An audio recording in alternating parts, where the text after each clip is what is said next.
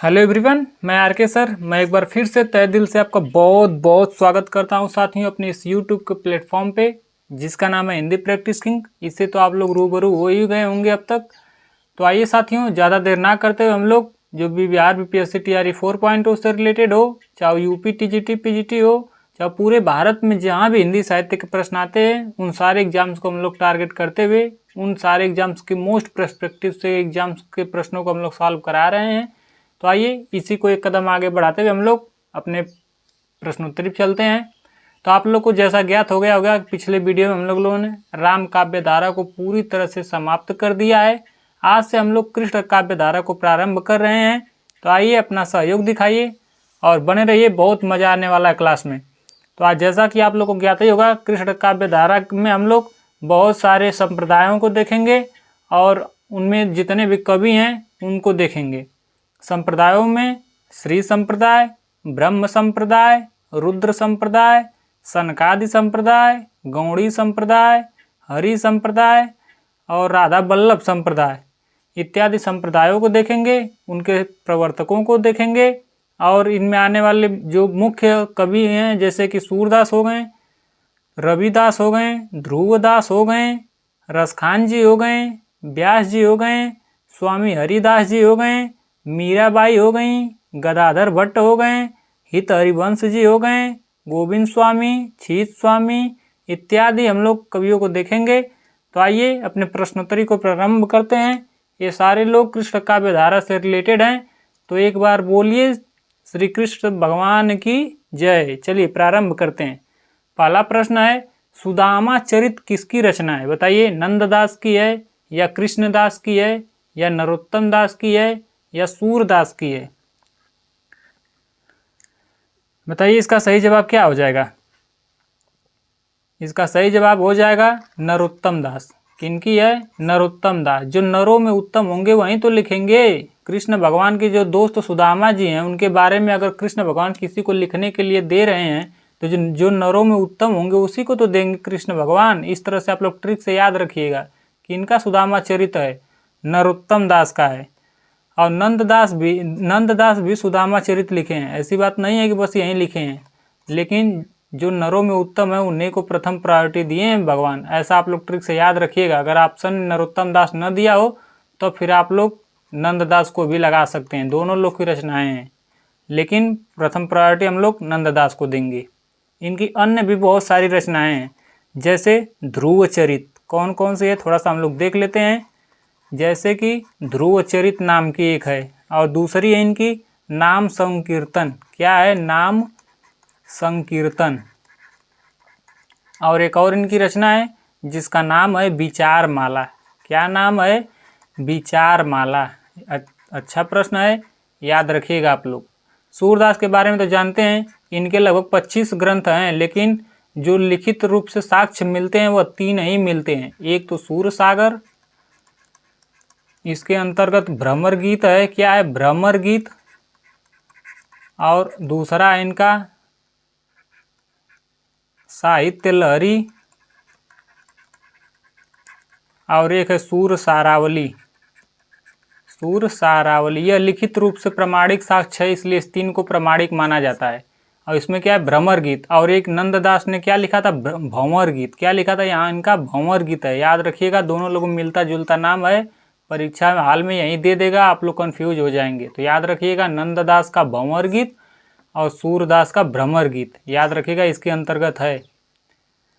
चलिए अगले प्रश्नों की ओर बढ़ चलते हम लोग। अगला प्रश्न है, निम्नलिखित में से अष्टछाप के कवि कौन नहीं है? यहाँ पे देखो नहीं दिया है। मैं आप लोग को ट्रिक बता दे रहा हूँ, आप लोग को कभी नहीं भूलेगा। एक ट्रिक है सुक्रीकूप। क्या है? सु बड़ा करेगा क्री और कूप। और दूसरा ट्रिक है छीन गोच। क्या नाम है? छीन गोच। अब इसी से हम लोग 8 कवियों के बारे में देख लेंगे। जो पहले नंबर के हैं ये सुक्रीकूप, यह जो है विट्ठल नाथ के हैं। किनके? विट्ठल नाथ के हैं। किनके हैं? विट्ठल नाथ। विट्ठल नाथ के शिष्य हैं। और जो नीचे हैं इन्हीं के पिताजी वल्लभाचार्य जी हैं। जो सबको किसमें दीक्षित कराते हैं?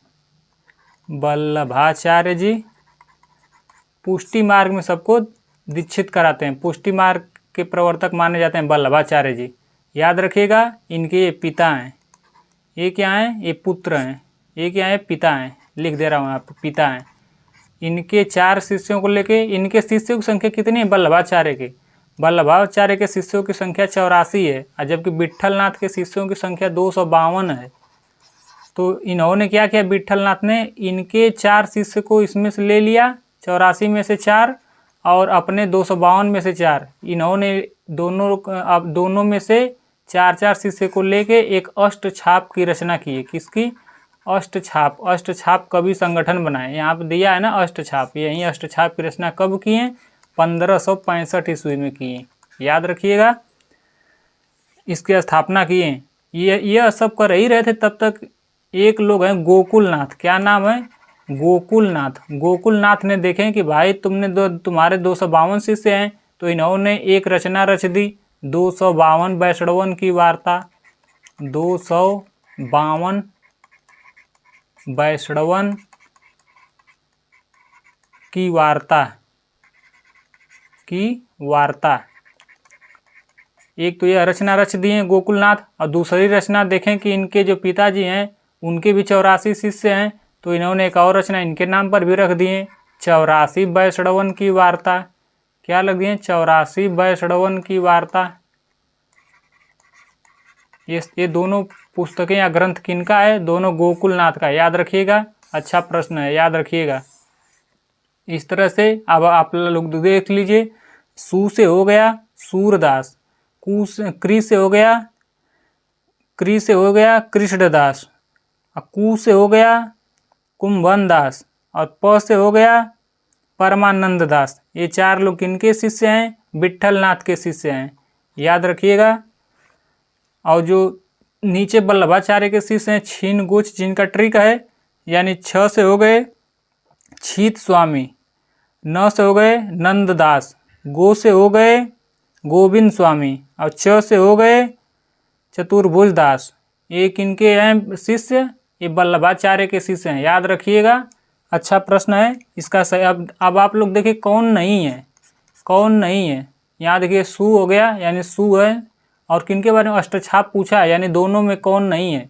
यहाँ पे सूरदास दिया है, यहाँ पे देखिए सूरदास, सू से सूरदास बिल्कुल हैं। यहाँ पे देखिए नंददास दिया है, देखिए न कहाँ पे? न यहाँ आ गया ना, ये अभी हैं। यहाँ देखिए कुंभन दास, कू आ गया, कू कहाँ पे? कू यहाँ पे है, यानी कि अभी हैं। और कौन है? रैदास, यहाँ पे रै तो कहीं है नहीं, तो यहीं हो जाएगा। Option C is the right answer. देखिए ट्रिक के माध्यम से कितना अच्छा याद हो गया। 8 शिष्यों के नाम, उनके पिताजी कौन है, कौन रचना किए, कब किए, और उनके बारे में कौन कर दिए, सब कुछ बिल्कुल डीपली मैं पढ़ा रहा हूँ। अगर सेशन आप लोग को अच्छा लग रहा हो, ट्रिक अच्छी लग रही हो, तो लाइक शेयर एंड सब्सक्राइब भी कर दें साथियों। चलिए अगले प्रश्नों की ओर बढ़ चलते हम लोग। अगला प्रश्न है, स्वामी हरिदास द्वारा प्रवर्तित या फिर स्थापित संप्रदाय कौन सा है? बताइए। राधा वल्लभ संप्रदाय, या फिर सखी संप्रदाय, या फिर निम्बार्क संप्रदाय, या फिर इनमें से कोई नहीं। मैं पहले बता चुका हूं आप लोग को, फिर भी मैं अच्छी तरह से बता दूंगा ताकि दोबारा आपको रिकॉल हो जाए, याद हो जाए। निम्बार्क संप्रदाय को क्या कहते हैं? जो नींबू खाते हैं वो क्या करते हैं? सनक जाते हैं, अर्थात इसी को हम लोग सनकादि संप्रदाय भी बोल देते हैं। कौन सा संप्रदाय? सनकादि संप्रदाय। इसके प्रवर्तक कौन है? कितने लोग खाते हैं? 2-2 नींबू। नींबू कितने? 2-2 नींबू, अर्थात द्वैताद्वैतवाद।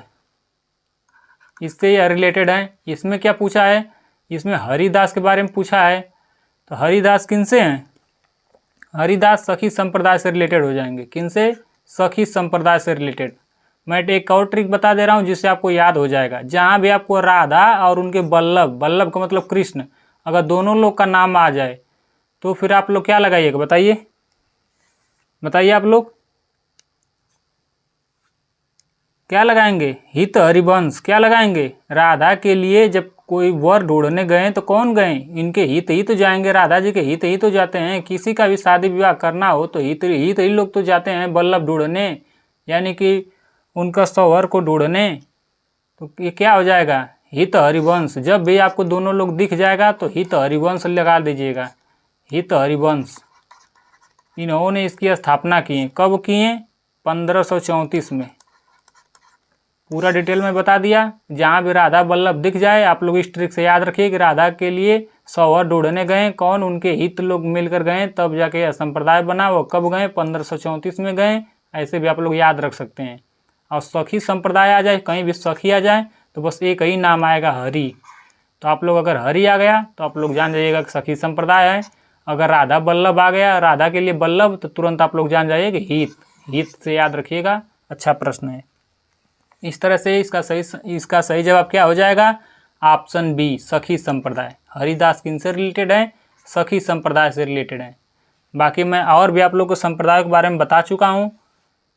ये शुद्धाद्वैतवाद के बारे में बता चुका हूँ, विशिष्टाद्वैतवाद के बारे में बता चुका हूँ, मध्वाचार्य के बारे में बता चुका हूँ, सब कुछ बता चुका हूँ। फिर भी जितने प्रश्न आएंगे मैं सारे प्रश्नों को बिल्कुल डीपली कराऊंगा, तो आप लोग बने रहिए। अगला प्रश्न है, अष्टछाप का संबंध इनमें से किस काव्य धारा से? तो बिल्कुल हलवा वाला प्रश्न है। आप लोग किस काव्य धारा की जो है पढ़ाई कर रहे हैं इस समय? कौन सा वीडियो देख रहे हैं? किस काव्य धारा का देख रहे हैं? जस्ट वही प्रश्न ही है। बिल्कुल रामबाण है, बाण उठाइए तीर से मार दीजिए। सूफी काव्य धारा से रिलेटेड है, या राम काव्य धारा से रिलेटेड है, या कृष्ण काव्य धारा से, या रासो काव्य धारा से? बताइए इसका सही जवाब क्या हो जाएगा?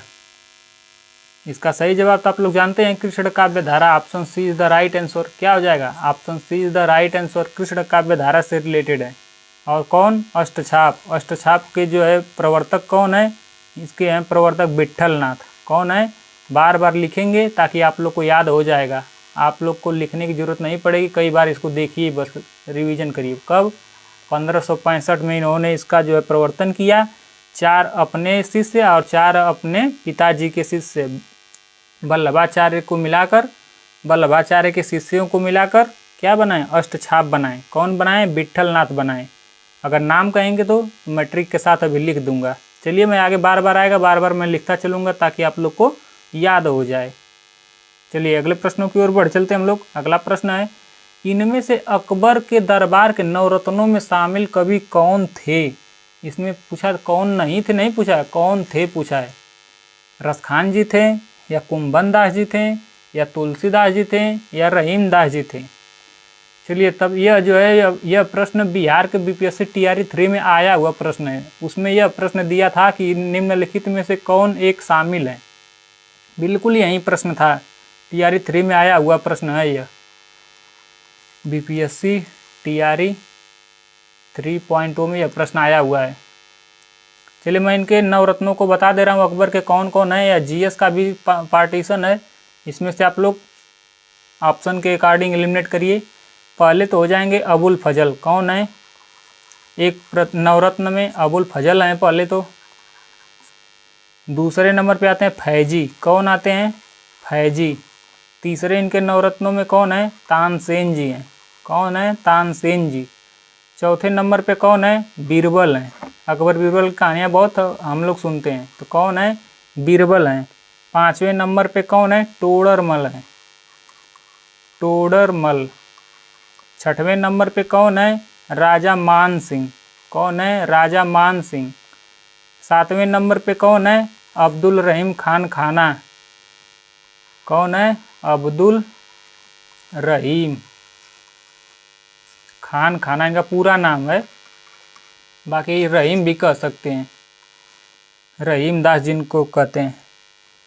और कौन है? हकीम हुकाम। एक और 8वें नंबर पे कौन थे?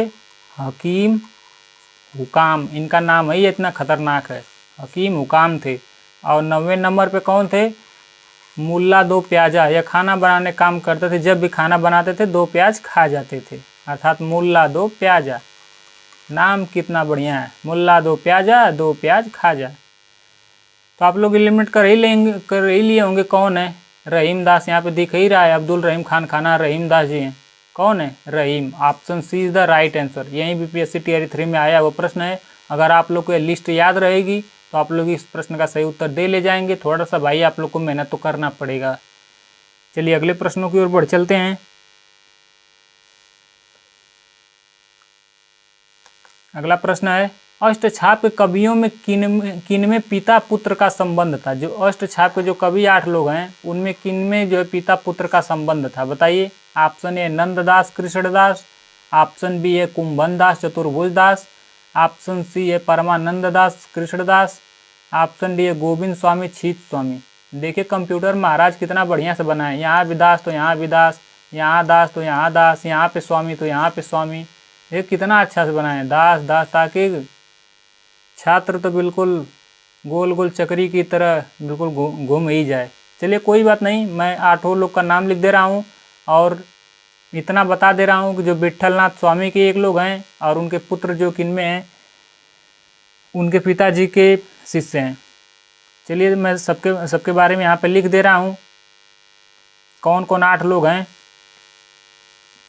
पहले हो जाएंगे कुंभन दास, सुक्रीकूप। आप लोग ट्रिक से बार बार करिए ताकि आप लोग को जल्दी याद हो जाएगा। कौन है? सुक्रीकूप,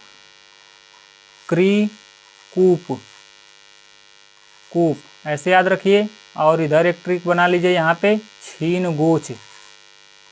छीनगोच 8 लोग हैं, याद रखिएगा। ऐसे आप लोग बनाकर याद रखिएगा ताकि परमानेंट आप लोग को याद रहेगा। बार बार 2-3 बार लिखेंगे आप लोग, याद हो जाएगा, कोई बड़ी बात नहीं है। 8 ही तो लोग हैं। सू से हो जाएगा सबसे प्रथम सूरदास। कौन हो जाएंगे? सूरदास, सूरदास। क्री से हो जाएंगे कौन? क्री से हो जाएंगे कृष्णदास। सूरदास किसकी पूजा करते हैं? कृष्ण की। ऐसे भी आप लोग याद रख सकते हैं, कृष्णदास। 2 तो आपको ऐसे मुँह जबानी याद हो गया। आगे कौन है? कू है। कू से हो गया कुंभन दास। कौन है? कुंभन दास। और प से कौन हो जाएंगे? परमानंद दास। कौन है? परमानंद दास। ये किनके हैं? और चलिए मैं सबके बारे में लिख दे रहा हूँ, उसके बाद बता रहा हूँ। छी से हो जाएंगे छीत स्वामी। कौन? छीत स्वामी। न से हो जाएंगे कौन? न से हो जाएंगे नंददास। कौन हो जाएंगे? नंददास। गो से हो जाएंगे गोविंद स्वामी। कौन हो जाएंगे? गोविंद स्वामी। च से हो जाएंगे कौन? चतुर्भुज दास। कौन हो जाएंगे? चतुर्भुज दास। चतुर्भुज दास। अब इनमें पिता और पुत्र का संबंध कौन है? तो इसमें कुंभन दास और चतुर्भुज दास का हो जाएगा। क्या हो जाएगा? कुंभन दास और चतुर्भुज दास। ये हो गए कुंभन दास, ये हो गए चतुर्भुज दास। इन्हीं 2 लोगों में पिता पुत्र का संबंध है, याद रखिएगा। मोस्ट इम्पॉर्टेंट प्रश्न है। और एक तरफ हो जाएंगे विट्ठल स्वामी, एक तरफ हो जाएंगे वल्लभाचार्य जी। ये दोनों लोग क्या हैं? पिता पुत्र हैं। विट्ठलनाथ क्या हैं? पुत्र हैं। और उनके पिता कौन है? वल्लभाचार्य। चलिए अगले प्रश्नों की ओर बढ़ चलते हैं। आप लोग को तो ज्ञात हो ही गया होगा कौन है? कुंभन दास और चतुर्भुज दास। इन दोनों लोगों में क्या है? पिता पुत्र का संबंध है। चलिए अगले प्रश्नों की ओर बढ़ चलते हैं। इस तरह से पिछले प्रश्नों को हम लोग देख ले रहे हैं कौन सा सही होगा पिछले प्रश्नों का। इसका हो जाएगा बी, ऑप्शन बी, कुंभन दास और चतुर्भुज दास। याद रखिएगा। सूरसागर में वर्णित राधा कृष्ण की लीलाओं की अनुरूपता है, बताइए क्या है? यानी कहाँ से सूरसागर का वर्णन किया गया है? भागवत के 12वें स्कंद से, या फिर भागवत के दूसरे स्कंद से, या फिर भागवत के 8वें स्कंद से, या फिर भागवत के 9वें स्कंद से? कहाँ से सूरसागर में वर्णित राधा कृष्ण की लीलाओं का जो है वर्णन किया गया है, बताइए।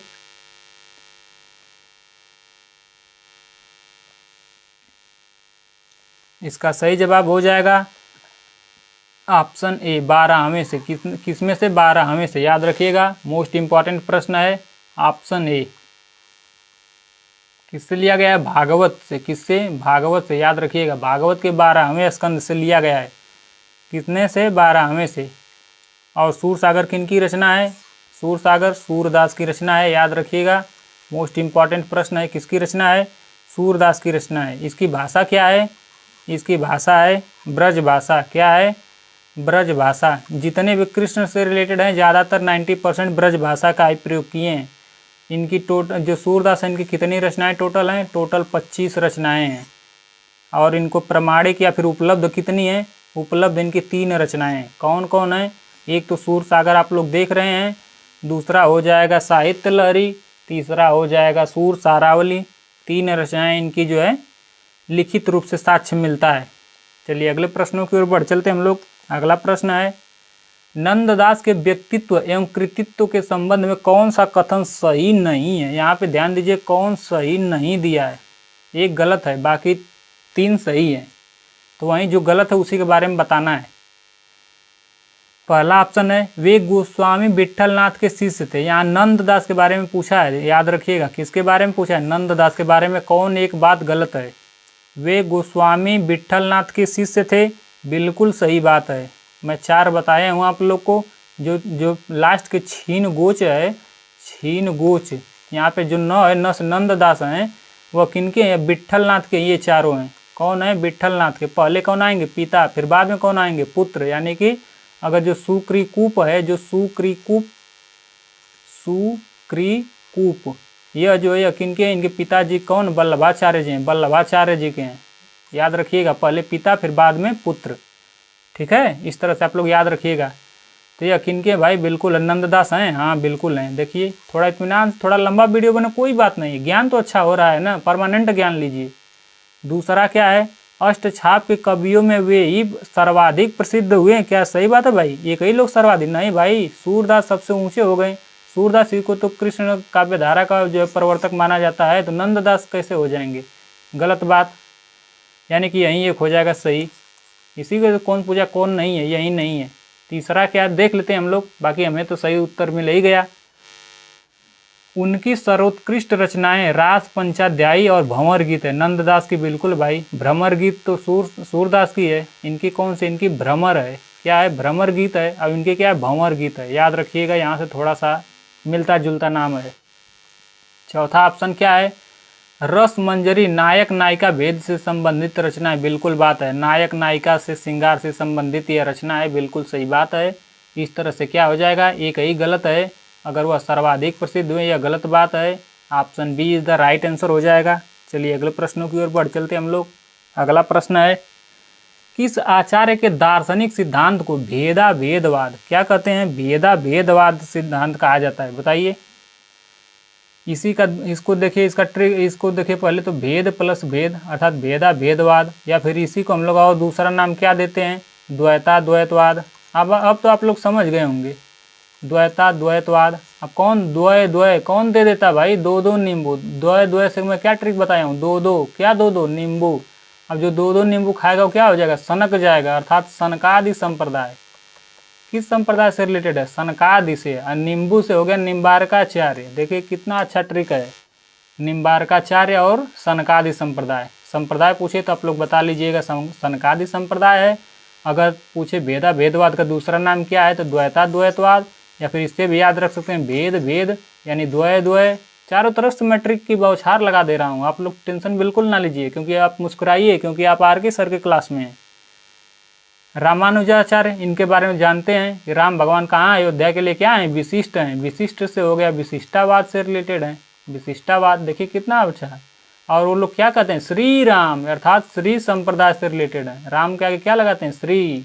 जय श्री राम, अर्थात श्री राम, यानी कि आप कह सकते हैं श्री संप्रदाय से रिलेटेड है। किससे रिलेटेड? संप्रदाय से, श्री संप्रदाय से। यहाँ पे आप लोग मैं क्या बताएं, यहाँ पे मधु लिखा है, मध्वा लिखा है, यानी कि मधु अगर कुछ भी मांगते हैं ब्रह्मा जी, तो मधु क्या करती हैं? तुरंत ला के दे देती हैं। किनको? ब्रह्मा जी को। यानी कि ये हो गया ब्रह्म संप्रदाय।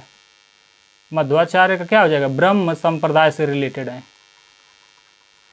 कौन? मध्वाचार्य जी। विष्णु स्वामी क्या? विष्णु जी क्षीर सागर में नहाकर क्या हो जाते हैं? शुद्ध हो जाते हैं, यानी कि शुद्धाद्वैतवाद। देखिए कितना अच्छा अच्छा ट्रिक मैं बताया हूँ। शुद्धाद्वैतवाद, शुद्ध हो जाते हैं, शुद्धाद्वैतवाद से रिलेटेड है।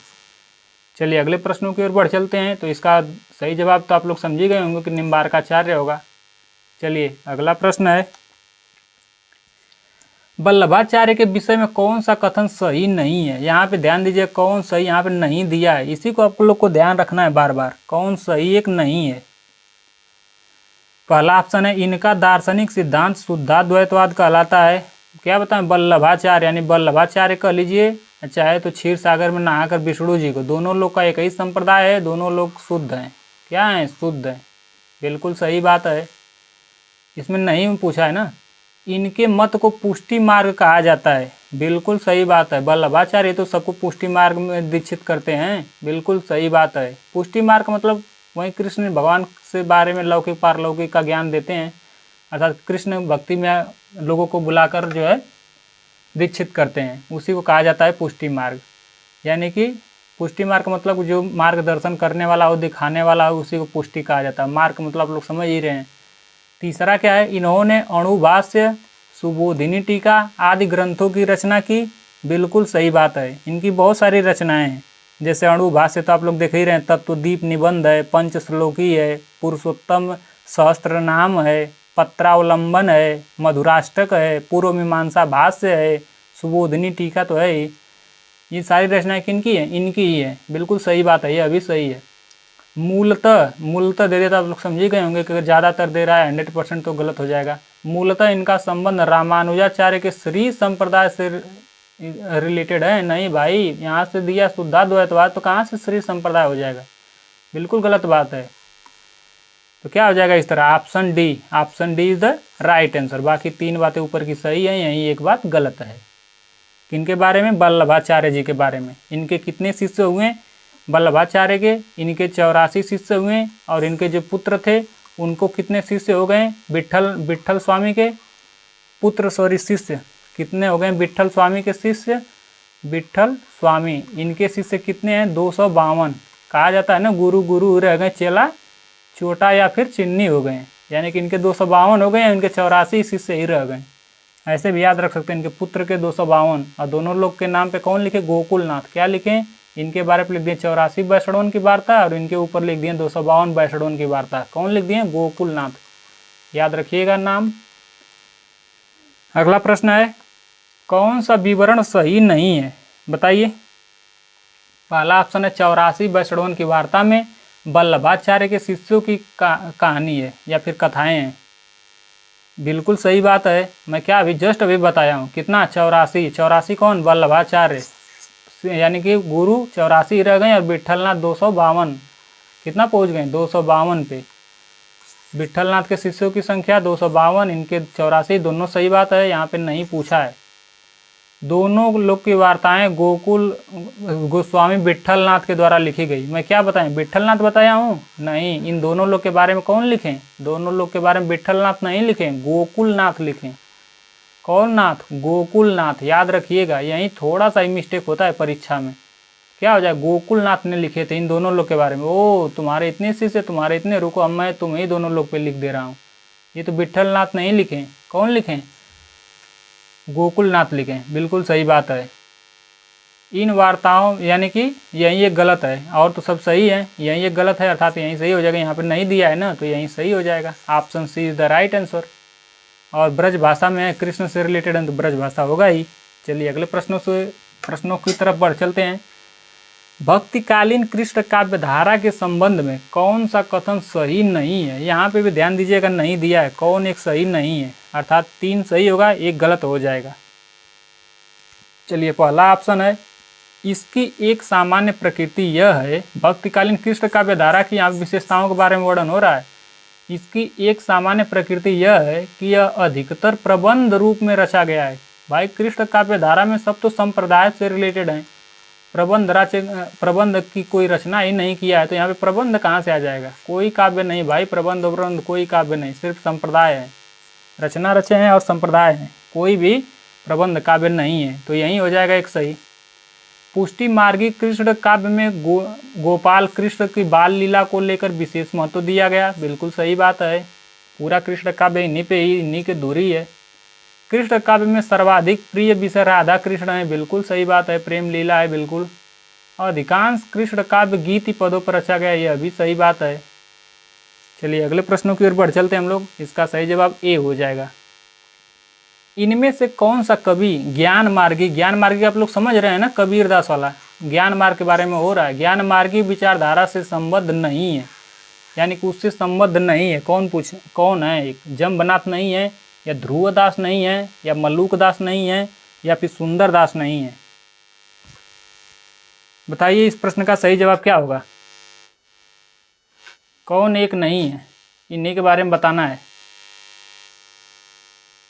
इसका सही जवाब हो जाएगा ध्रुवदास नहीं है। कौन? ध्रुवदास नहीं है, ध्रुवदास नहीं है। बाकी मल्लुकदास बिल्कुल हैं। मल्लुकदास की रचनाएं कौन कौन सी हैं? 12 खड़ी, रत्नखान, ज्ञानबोध, ये सब किनकी? मल्लुकदास की। लिख दे रहा हूँ, आपको याद ही होगा, इससे ज्ञान ही होगा। इनकी रचनाएं हैं 12 खड़ी, और एक रचना है इनकी रत्नखान, रत्नखान, और एक इनकी तीसरी रचना है ज्ञानबोध। क्या नाम है? ज्ञानबोध नाम है। जम्बनाथ, जम्बनाथ की रचना आप लोग जानते हैं। यह किनसे? पहले तो यह किनसे रिलेटेड है? यह बिश्नोई संप्रदाय से रिलेटेड है। किससे हैं? बिश्नोई संप्रदाय से रिलेटेड है। और सुंदरदास के बारे में तो लोग जानते हैं, सुंदर नाम है, तो सुंदर बिलास, सुंदर बिलास इनकी सबसे प्रसिद्ध कृति। और इनकी एक दो रचनाएं और हैं। एक है जैसे कि ज्ञान समुद्र भी इनकी है, ज्ञान समुद्र इनकी भी है, दोनों लोग की है। इनका ज्ञान बोध है, उनका ज्ञान समुद्र है, इनका ज्ञान समुद्र है, ज्ञान समुद्र। याद रखिएगा, मिलता जुलता नाम है, थोड़ा सा ध्यान दीजिएगा। राधा वल्लभ नामक वैष्णव भक्ति संप्रदाय के प्रवर्तक कौन है? राधा और वल्लभ, यहाँ पे दोनों लोग आ गए। आप समझ गए होंगे किनका है। कहाँ गए हित भैया? हित कहाँ गए? खोजिए हित को, हित यहाँ पे हैं। राधा के लिए क्या? वल्लभ भाई वल्लभ खोजना है। कहीं देखला हो यार, कहीं देखला हो यार, हमरे बलम बउरावा के, अर्थात कहाँ गए हित जी? हित खोजने चल दिए हैं। Option B is the right answer. अगला प्रश्न है, पुष्टि मार्ग को जा जात है, सो जो जाके कछु लेना हो सोए लेव। जब सूरदास की मृत्यु हो गई तो उनके शव के पास जाकर ऐसा वचन किसने कहा? गोकुलनाथ ने, या विट्ठलनाथ ने, या फिर कुंभन दास ने, या फिर नंददास ने? भाई ये अष्ट छाप के कवि हैं सूरदास। आप समझ सकते हैं कि जिनके शिष्य होंगे वही तो कहेगा। अब आप लोग समझ सकते हैं किनके जो शिष्य हैं। मैं क्या ट्रिक बताया हूँ उसी के अप्लाई करिए और बताइए कौन है? विट्ठलनाथ। कौन है? विट्ठलनाथ। याद रखिएगा, अच्छा प्रश्न है। कौन कहें? विट्ठलनाथ कहें। इनके पिता कौन थे? इनके पिता हैं वल्लभाचार्य। कौन है पिता? वल्लभाचार्य। याद रखिएगा, वल्लभाचार्य। और इनके जो वल्लभाचार्य हैं, इनके जो शिष्यों के नाम है 4 मैं बता चुका हूँ। और जो विट्ठलनाथ है इनके शिष्यों को भी मैं बता चुका हूँ। छीनगोच इनके हैं, छीनगोच, और सुक्रीकूप इनके हैं, सुक्रीकूप। याद रखिएगा, मोस्ट इंपॉर्टेंट प्रश्न है। अगला प्रश्न है, सूरदास किसकी चली आती हुई गीत काव्य परंपरा के भले ही वो मौखिक क्यों ना हो उसी का विकास प्रतीत होता है, यह कथन किसने कहा है? सूर सागर के बारे में कहा है। बताइए कि सूर सागर में ऐसा लगता है कि जो गीत काव्य पहले से गा गा कर लोग चले आ रहे हैं, उसी के द्वारा जो मुंह से बोला गया उसी का विकास ही तो है यह। ऐसा किसने कहा है? शुक्ल जी ने, या फिर राम कुमार वर्मा जी ने, या फिर दीनदयाल गुप्त जी ने, या फिर मुंशी राम जी ने?